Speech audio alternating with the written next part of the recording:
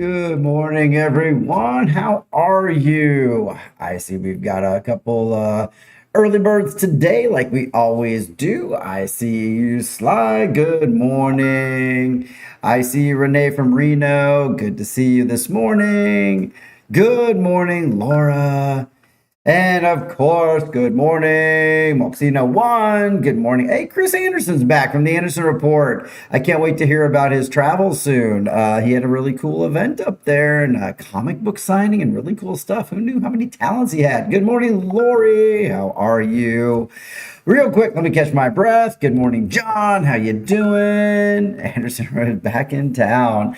And it is 10:01 a.m. and you've reached PVRN, Puerto Vallarta Real News. Good to be here with you today on a beautiful Wednesday. It is May 20th and Puerto Vallarta looks amazing out there. Let's have a look-see really quick. There it is, live shot right there of Puerto Vallarta this morning. And again, if you're not here in paradise, well, come on back. It's a little warm out. Absolutely. No doubt. It's a little cookie out there. A little cookie. I just made that one up, but it's a little warm out there. Good morning, Stevie Rose. 5, I see you. Good morning to you. And good morning, everybody. I love all of our new people that join. And if you have just joined for the first time, just take 2 seconds to look down here in the bottom of the screen. You're going to see a little bell right there. Ding that thing, turn on all the notifications, and you'll never miss a show. So we got good a bit of news today. But first, I always take the beginning of the show to just chat personally with you all each day and what's going on. And let's see. So I had an interesting conversation with a friend last night, and he asked a question that some of you might also be wondering. So let's talk about it real quick. So he said, hey, I notice often when you're on, especially when the coffee cam catches you from the side, that your glasses, the arms are kind of up in the back. Have y'all ever noticed that? He did, and I didn't even know it was noticeable, to be honest with you. But he said, yeah, like on the coffee camera sometimes I see your glasses are up in the back, your glasses are tilted down in the front. What's up with that weirdness, Mr. Brent Lane? And I said, hey, it's actually a TV trick that I know. And I know this from being on TV on Monday nights and a few other things, but it's a trick because what it does is it gets the glare out of my glasses from reflecting straight back at you. So if I didn't do that, actually you would see the lights in my studio, and sometimes you'll catch them if I put then you get a lot of glare there. But what it does is it reduces that glare so I don't look like a weird robot with my eyes like this, and it all crazy. So that's the only reason. So if you ever see my glasses are up in the back, it's just literally to keep the glare out of my glasses. And now you know a TV trick as well, in case you start up a show and you got something you want to do. Good morning, Alfred 8894. How you doing? Good morning to you. Good. And if I missed you on the good morning, I'll catch you somewhere during the show as we all log in and catch up. What else is going on? So this weekend, of course, we've talked about the Wind Festival up there in Bucerias. I think it's in Bucerias. They move it around a little bit just based upon the winds and stuff. But we went last year. It's super fun. If you're in town and you've never been to the Wind Festival, it's kite surfing.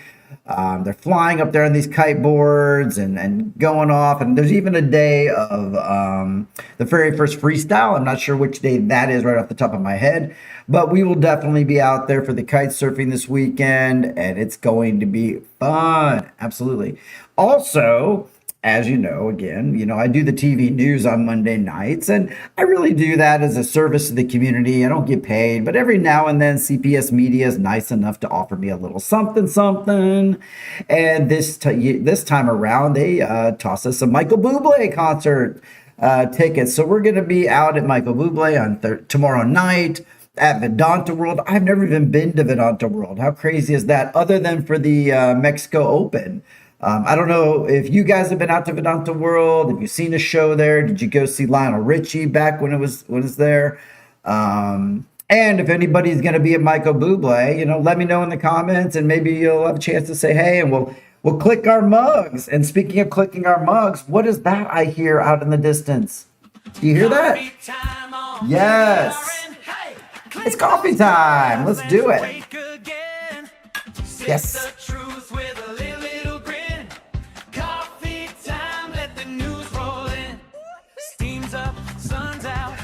All right, that was fun. All right. Yes, yes. Yeah, lucky, lucky. We'll go into that story after a while. But thank you again, CPS Media, for being cool and tossing me those tickets. I really appreciate it. And hopefully I see you out there. Yeah, be prepared. It takes about 20 minutes to get on site. Thank you for that information. I think the concert starts at 8. Do they let you out? It's a good question. I think for the concerts, you get a special permission pass to leave afterwards. I would hope so. I mean, otherwise, somebody better warn Michael Bublé because he might get trapped there forever and never be able to escape, and we'll forever have the Bublé, Vedante Bublé world, I guess, at that point. All right, let's talk about some news. How's about it? And also, how y'all liking the graphic right here? There you go. It's always opposite. I've kind of integrated the screen a little bit so we don't jump around quite as much. I hope you guys are enjoying this. It was a little bit of work to put it together, but I think it looks really professional and nice. But I can still, anytime I want to, give y'all a little bit of bigger, oops, there we go, a little bit of a bigger shot of that. Boom, there we are, if we need to zoom in on anything. So just kind of showing us some of the stuff I'm changing on the show and having fun with and playing with. I hope you guys are liking it. I see you're not a supporter of Vedanta. I've never even been there, but I'll be at a concert. I do enjoy the Mexico Open. I will say we go to the Mexico Open every year, and we do really enjoy being outside and that event. But I get it. Everybody's got personal feelings about these things. I got it. And thank you for my tech looking good. All right. Who was here in town yesterday? You know this graphic. I show this graphic all the time. Nobody likes this graphic, but of course it means we had something to do with an earthquake, or it's an earthquake related story. And if you were here in town yesterday, you know we had a small earthquake. Generally, where my studio is at in the marina, we get a lot of shaking, especially up high. Honestly, I barely felt it. I think Laura barely felt it. But it was a 4.1 earthquake yesterday. A lot of people felt it. I think I saw a post from Melissa out there. She felt it pretty good. Maybe a few of you others did. Once I get the graphic off the screen, we'll see your comments. But yeah, so some of you all felt that. So let's talk about it a little bit. So Puerto Vallarta has experienced one yesterday. Yeah, remind you of LA. Yeah, I'm sure. The 4.1 yesterday, but did you know Puerto Vallarta has experienced several major earthquakes over the past century? Let's talk about them a little bit. So they shape both its infrastructure and collective memory, because one of the earliest and most destructive was way back before any of us, back in 1932. There was an earthquake back then. It was a massive event on the Mexican Pacific that caused severe damage to downtown Vallarta and surrounding communities. Now, decades later, back in 1995, I didn't even know about this one. I don't know if you guys know anything about the 95 earthquake, but there was an 8.1 magnitude quake centered off the coast of Jalisco and Colima. Colima is always a culprit with that, volcano down there. And it seems to be the epicenter of many of the earthquakes. But that left visible structural impacts on hotels, public buildings, and parts of the tourist corridor. And I'm sure back there in 1995, the building codes weren't exactly the same. So they learned from these all the time. And like people have told me, I think even Laura's mentioned that, she likes the older buildings here, past 95 probably, because they've stood the test of time of a few quakes here and there. So more recently, yes, what you do approve of is an 8.1. You also disapprove of a 7.7, Miss Laura, because we'll talk about that in just a second. So more recently, residents do vividly remember the September 19th earthquake of 2022. Do you remember that one? Do you have any opinions about that one? Were you somewhere that was a shaken? So as you might remember, that was a 7.7 that struck on the anniversary of two previous major earthquakes in Mexico, the biggest of which is the one that really destroyed Mexico City. And there happened to be like an earthquake drill that day, and it all became real. I think there's a rule in our house that anytime September 19th this year, we need to be up in a helicopter or somewhere out of this area. So that tremor was strongly felt across the bay, and it prompted evacuations, as we all remember. The buildings and hotels all shook. We saw those crazy pools all flying everywhere. And now, while damage in Vallarta at that time was limited compared to other regions, the event did reinforce the city's ongoing need for preparedness and updating building standards and strong civil protection protocols, since we're in an active tectonic plate movement area. So let's look at the positive side for a second. So the positive side, and I'll throw my graphic up in just a little bit. So the positive side of it. So yeah, we went through the 7-7. Most all of us were okay. We might have had our nerves a little shook, but it really put this town on alert. There's a lot more drills now. There's a lot more preparations. We talked about it in the show when we went through a drill recently that simulated what did the town do if there was a larger earthquake, a pretty big one, over 8. And what to do if there was a tsunami of like 4 to 5 to 3 meters. So I feel like it's made the city a little bit more prepared, which is good. But none of us want the shake in. If you felt it yesterday, definitely let's chat about it. And yes, we all disapprove of an 8.1. All right. Little bit more earthquake news. I know we love earthquake news. So here's one. No shaking fluvial. Okay, good to know. Good to know. Oh, sorry. Oh yeah, okay. Yeah. 2 minutes. Yeah, approximately 2 minutes of the 7.7 last year was nuts. I was watching the building shake. That wasn't fun. And glad you didn't get shook too much on fluvial. But in continuing with the theme about earthquakes, this is an interesting one. So once I remove the graphic, I definitely want to see your comments on this one. But did you hear a mysterious boom sound before it started? And not to make fun, but I do have a sound effect. Did y'all hear that? Hey, wait. I don't think it sounded just like that for the record, but there was a mysterious boom sound. And a resident across Puerto Vallarta reported hearing that loud underground boom just before the recent earthquake. A sound that many described as a blast, a rumble, or like a distant thunder. A noise caused confusion, it caused some alarm. But geologists say the phenomenon is well documented. These booms occur when P waves, who says we don't learn something here on this show? Oh, Melissa, you heard it. So interesting. I need to talk to you about that. It's when these P waves, which I never did hear about before, occur when the fastest seismic waves travel through rock and reach the surface before the shaking begins, compressing the air and creating an audible shock. Wow, this is like science class. Experts emphasize that the sound itself does not indicate a stronger or more dangerous earthquake. Instead, it's simply the acoustic tension of the earth releasing energy along a fault line. Kind of like when I bend over in the gym to pick up some weights and I get that little pop in my back, maybe. In regions like Bahia de Banderas, where tectonic plates interact beneath the ocean floor, these sounds can be more noticeable due to the local geology. Scientists say the boom serves as a reminder of the dynamic forces at work beneath the region and the importance of maintaining a culture of preparedness. So, yeah, if you hear the boom, I don't know if that means panic. I don't know if that just means get ready. But again, the boom does not indicate it's going to be any larger than, we don't want any earthquakes, but it's not going to be larger. But wow, yeah, we did not hear a boom during the 7.7 earthquake in 2022. I can tell you that. So again, if you heard the boom, if you've ever heard a boom, I know some of you live in LA, maybe you heard a boom. I don't know. We'll see. All right. Pride is here. We know this. We know Pride is here. Let's talk a little bit about a posting that went up about road closures. So this is the actual post from the government, and I'll make it bigger in just 1 second, I promise you. But the government put out a slide. It was all in Spanish, so I went ahead and translated it so you guys can have a look at it. And there it is. So this is the road closure update. So the municipal transit authorities have released the full list of road closures and traffic adjustments for Vallarta Pride in 2026.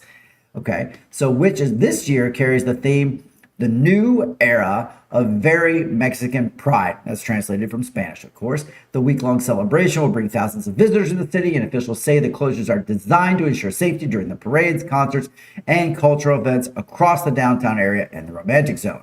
Restrictions will roll out gradually, with some streets closed for hours and others for full days, depending on the event. Okay, hopefully you had a chance to take a look at that. So the key closures include the north and south lateral of Boulevard Francisco Medina Asensio for the main march, as well as the intermittent shutdowns along the Malecon for stage setups, crowd control. Now, for the popular drag derby, Pulpito Street will be fully closed. Now, it says from Amapas to Olas Atlas, with Putial Street designated as an alternate route. Okay, so authorities are urging drivers to plan ahead, expect delays, and use alternate routes and corridors due to the high volume of expected visitors and, of course, the parade. I'm seeing a lot of comments about the earthquake warning. I did not get a warning. So I used that app we talked about a couple days, maybe about a week ago. SAS, SAASS. Maybe somebody else can post the correct spelling of that. I shared that a while back, and no, I didn't get a warning. Did you? I don't know. I'm seeing a lot of people say no, we did not either on the earthquake. All right, but I am warning you, segue, about the traffic, especially during the parade tomorrow afternoon. So let's keep that in mind. And the Anderson Reports is always on top of it, saying that it may say 6 p.m., but it really didn't get going till about 8. Everything's just a little more later in Manana and in Mexico. Thank you, Sasla. Thank you, Eric. Welcome to the show this morning. Hey, for that, you get a good morning. Thank you for jumping in on that. I appreciate it. All right. Hey, our mayor has spoken. Everybody knows our mayor, right? It's Luis Munguia. He came out. This is at a previous event he was at, and he had a little discussion about the upcoming elections and where he stands. And I know, we're here and we live here in this area, and sometimes we're interested in politics, sometimes we're not. I try to really avoid them the most I can, but every now and then a story comes out and I'm kind of, that's interesting. So, Puerto Vallarta Mayor Munguia addressed growing speculation about his political future using the familiar phrase, and I'm translating from Spanish, I'm not ruling myself in or out. I think it's everybody's phrase who is in politics. His comments leave open the possibility of seeking a candidacy or continuing his political project heading into 2027 elections. This statement has drawn attention from both supporters and opposition groups who see Munguia as a key figure in the upcoming regional political landscape, of course. The mayor emphasized that his current focus remains on completing infrastructure projects, which is good. It's what he frequently gets commended for and criticized for, improving public services, trash, and strengthening security commitments made to Vallarta residents, which we've seen a lot more of that. I think he's done well on really providing that security frontier and really being out in front of anything that could happen in the future. So he's definitely focused on alliance and strategies for 2027, and they're all being evaluated. Analysts note that Munguia's positioning could influence how the broader electoral map takes shape in the months ahead. I don't expect us to get into a political conversation at all. It's not really what we do. You need to be a citizen in Mexico to even vote. But what I would rather do is I would rather have coffee with you. Let's do it. Ready, set, cheer with me. All right, if that's your coffee, great. If that's a soda, great. That's an afternoon cocktail. I ain't judging you. Enjoy it. All right. Last story of the day. This is a national story that's popped up, and I've seen this across social media quite a bit today, and I'm sure that you all are going to have comments, but I'm going to pull up the slide really quick and show you this beautiful fishing village land. Maybe you've seen this on the news before, but Mexico's environmental ministry, and it's Semarnat, has officially denied environmental authorization for what's called Perfect Day Mexico. Now, that's a mega project proposal by Royal Caribbean down at Mahual, if I'm pronouncing that right, and that's in Quintana Roo, down there by like Cancun, that area. The decision followed a detailed review, there we go with the mic again, ordered by our President Sheinbaum, and officials concluded that the project would have directly impacted coral reefs, mango ecosystems, and other protected coastal habitats. Semarnat Secretary Alicia Barcena said the environmental risks were incompatible with federal conservation laws. Now, let's get into it a little bit. The billion-dollar project by Royal Caribbean envisioned more than 30 water slides, 6 artificial pools, and the arrival of up to 20,000 cruise passengers per day. Okay. All right, you want to see what the rendering or what its proposal looks like? So this is before, and this would have been after. It would have been a dramatic increase for a fishing community of just 2,600 residents. Environmental groups and local organizations celebrated the ruling, calling it a major victory for the coastal protection. They argue the decision sets an important precedent for balancing tourism development with ecological preservation in Mexico's most fragile maritime zone. So let's take a little closer look at this. So again, this is after, this is before. I'm going to let you all chat about this one. I'm going to take down my slide here in just a second so you guys can have see what everybody's talking about. But That's what we're talking about. Yeah, Happy was rejected. It's really Oh, so I've never been there. So Liza, you've been there. Okay, I've never been out there, but the description of the photo looks beautiful. And I guess if you're a conservationist, a preservationist, if you love Mexico and you love the original culture, we probably don't really want water park on top of it. I'm sure that goes behind some of the feelings I saw earlier when we saw the comments about Vedanta World. Similar situation. So good to hear your opinions on it. I probably could have guessed them. It seems like that would be probably a hard pass for a lot of people. So hopefully Royal Caribbean can find that solution somewhere else that'd be a little more accepted. All right, we've pretty much reached the end of the show. One more reminder, please do hit the subscribe button at the bottom. It's the bell. Lots of thumbs ups. I appreciate it. And I really appreciate you guys sharing the show. I saw a few people shared it today before I even got started on Facebook. That's amazing. And we're just growing and growing. As you know, we passed 600 subscribers, and that's all since February 22nd. So thank you so much for that. And thank you for joining in. Hang in there just a minute or two to appreciate and see the scroll go on by, and we can see our amazing sponsors. And I hope you guys have an amazing day, and I'll see you tomorrow on Thursday. And then of course Friday we've got Casual Friday, and I got lots of stuff to cover on Casual Friday. It's going to be a big episode, I think. So with that, have an amazing day. I'll see you guys tomorrow. Thank you so much for tuning in, whether it was live or on replay.